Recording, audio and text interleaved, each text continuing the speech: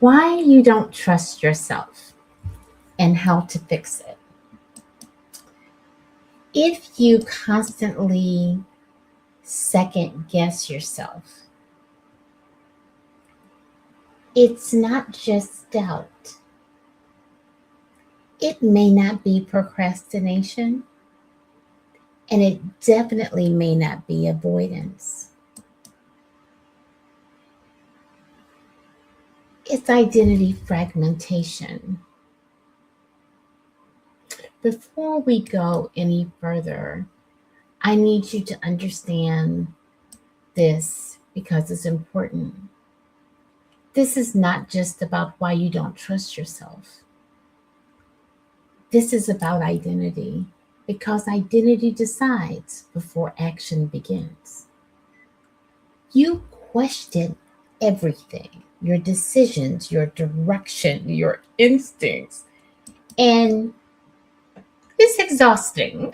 Let's just be honest. It's exhausting. Just breathe right there. Because no matter what you choose, you don't fully trust it. So you go back, you rethink it, you second guess it. Some of us are praying over it and believing for something different to be answered. And we keep on going back and we pick it up from the altar and we bring it back, right? It's because we don't trust ourselves. That's not just doubt, it's bigger than that. It's not procrastination, it's not avoidance, like I said. It's identity fragmentation. It's the gap between who we were designed to be, the life that we desire, and where we are in this very moment. That gap between the two is the fragmentation that we all feel at some level. Because I really believe no matter what, none of us have arrived. We're learning ourselves on a daily basis. So just breathe. Breathe and know that it's not just about putting a spotlight on something. It's about giving you a flashlight so you can walk this thing out. You don't feel anchored in who you are. So again, every decision feels unstable because when identity is unclear, self trust disappears. But here's how to look at it, it's deeper than that. Not just trying harder, not just by overthinking more. It's not that. You fix self trust by stabilizing your identity. I'm going to say that again. You fix, you repair, you restore self trust, trust in yourself, self confidence, self trust by stabilizing your identity. And that's critical. So, step one, you stop asking, what should I do? You stop asking, what should I do? Because just the word should is almost like shoulding on yourself. And that was SHOULD, ing on yourself. And it leaves us with a degree of judgment, self judgment. It gives us a sense of being critical against ourselves when we say, what should I do? It's huge. the words that we use and how our brain aligns and moves on those words. So start by asking yourself, and this is one of the things we call in neural change and neuroscience, is you're going to reframe it. So instead of saying, what should I do? Start by asking yourself, who am I being right now? Isn't that powerful? Who am I being? Not what's happening out here, but who am I being right now? Am I being authentic to who I have said I am and what I say I desire or want? Or am I going against the very thing that I say is part of my identity? So the more we walk in the agreement, the jointness of what we say and what we do, it causes us to move forward at a different pace. And that is so important because decisions follow identity. And if you can see the book, it says identity decides, right? Before you make a decision, identity decides. Because our decisions are from where we really are, not where we say we are. So it's imperative that you move forward and do what you desire. Okay? So step 2, you choose alignment over certainty. You choose alignment. You choose to align to your identity and who you are. And you show up like that. So you choose it. Alignment is a choice. It's not because everything is perfect. Alignment, aligning ourselves to our values and our belief system, whatever that is. Alignment is a choice because we are given choices and our decisions matter. And that is huge. You may not feel sure when you're reaching for alignment, right? You may look at it and you say, ugh, I'm not sure about this. And when I say that, I'm saying you're not sure of, you're not sure in yourself yet when you first start off. You may have questions about, ugh. However, when it aligns to your identity, that is a key factor. Now, will you make, I'm going to call it errors? And what is John Maxwell talks about falling forward, right? Will we make errors? Absolutely. Will everything be perfect? Absolutely not. However, when you are in alignment, so many things in your life change. You can choose what aligns with who you are becoming. And I'm going to say being. Becoming is a very is a place that you can bring your agreement to.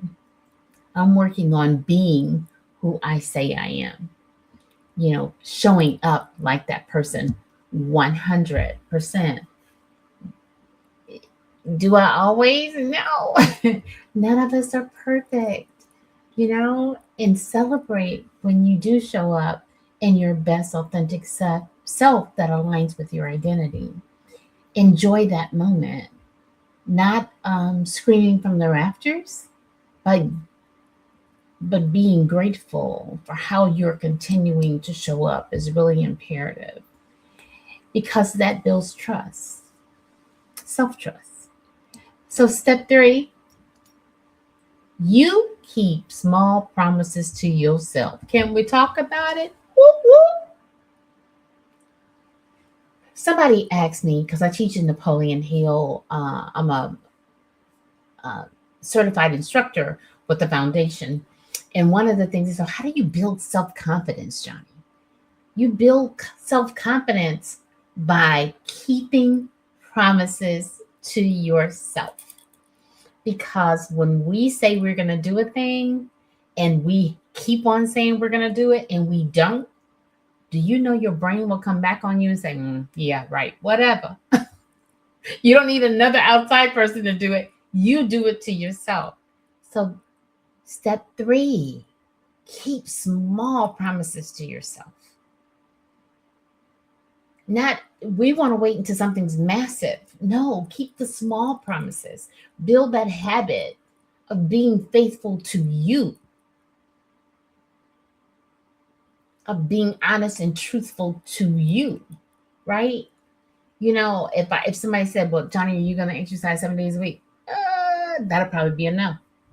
Not because I may exercise 7 days a week, but that is not my initial goal. Are you going to do XYZ? That'll be a no. I'll leave myself room to still keep my promise to myself, so that the first time I miss a thing, for an example, if I say I'm going to do something 7 days a week and I miss one day, I feel like I've blown the whole week. However, if I say I'm going to do it 5 times, that's my goal, 5 times a week, whatever the situation is, 5 times a week, and every situation is different. So I'm going to do it 5 times a week. Then I have some flexibility in my schedule that if life happens, whatever, I still get a chance to do it. However, this is the other flip side. When you keep small promises to yourself, remember this. Let's say this is something brand new and you're just learning it and your brain is trying to whatever, stay in bed or go in a different direction because it likes things that are the same. Our brain likes consistency of what is known, not what is unknown, because it's trying to keep you safe. Just trying to keep you safe, right? So when you do that, when you start doing it, celebrate it. Celebrate. Let the endorphins pop and say, hey, I went to the gym today.